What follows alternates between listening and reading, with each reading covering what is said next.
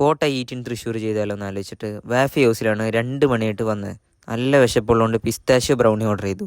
നല്ല മധുരമുള്ള സാധനം കേട്ടോ. ഇത് ഉച്ചയ്ക്ക് ഒന്നും എടുത്ത് കഴിക്കരുത്. ഞാൻ ഉച്ചയ്ക്ക് കഴിച്ചുകൊണ്ട് മത്തായിപ്പോയി. ഇത് കഴിച്ച് ഇറങ്ങിക്കഴിഞ്ഞാൽ എങ്ങനെയായിരിക്കും അവസ്ഥ അറിയില്ല. സംഭവം വെറൈറ്റി സാധനമാണ്, കിടിലാണ്. എന്തായാലും എൻ്റെ സ്പോട്ട് ഞാൻ പറഞ്ഞുതരാം. തൃശ്ശൂർ ഈസ്റ്റ് ഫോർട്ട് സെലക്സ് മാളിൻ്റെ അകത്താണ്. വേറെ KFC ബാർബിക്യൂ നേഷൻ ഒക്കെ ഉണ്ട്.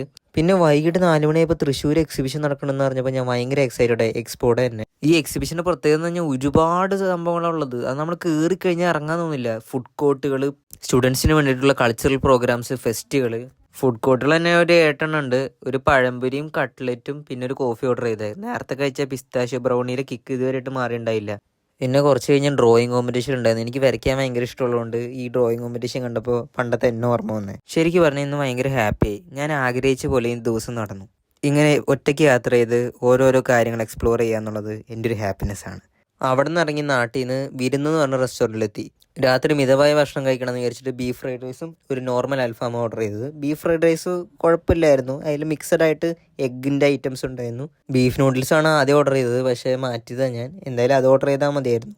ഇന്ന് അപ്പോൾ Day 23 100K ആയിരിക്കുള്ള. അപ്പോൾ ഫോളോ ചെയ്ത് കഴിഞ്ഞാൽ അടുത്ത വീഡിയോ കാണാം. Bye bye.